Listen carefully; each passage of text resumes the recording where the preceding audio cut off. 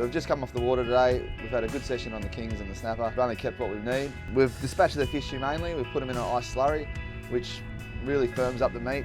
A lot of people will leave the fish on the deck for a long time, just sitting in the sun, and it's really not the right thing to do if you want to preserve your fish to the best possible way. And I've got two knives here, pretty much my main two filleting knives.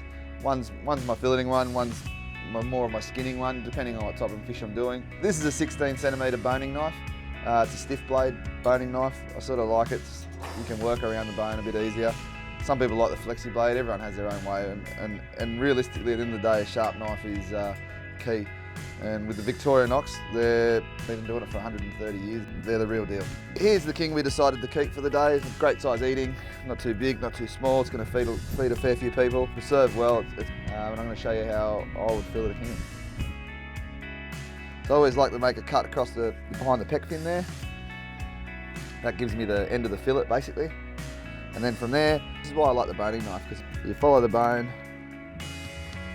and then I usually turn it around. And be careful with these knives and your fingers.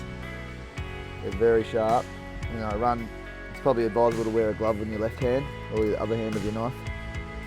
Run straight along the bone there, and you can sort of see. There's two ways. You can go over the rib cage and cut the whole rib cage out. I don't really like cutting the rib cage out because I don't really eat. But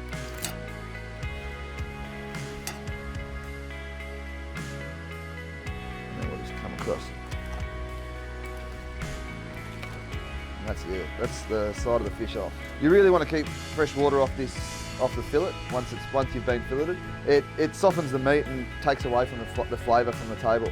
Now this is where I probably use my 20cm filleting knife. Basically going to get rid of the gut cavity just to maximise meat of what I'm going to take home.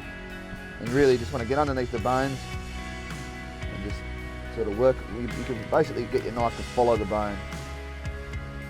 But being on a stainless table, you really don't want to be knife blade straight on it. It's fine if you're sort of, working across it like that. But anything straight across it, the ideal situation would be to have a nylon or a timber workbench. You really want a flexi blade so you can basically get down on the fillet and sort of flex that blade along. So you really just want to, it's going through like butter. Just watch your fingers.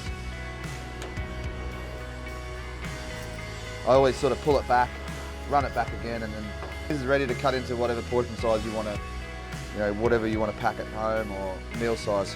These knives are pretty new, so they're very sharp. But generally after half a dozen or a few trips, they'll lose their edge. You're generally around 20 degrees to the steel, both one each way. I only need to do it half a dozen times. I've been using these knives for say the last 10 years. They make 120,000 knives a day, and they come with a full lifetime warranty. So you're sort of not just buying a good knife, you're buying a good brand that's backed.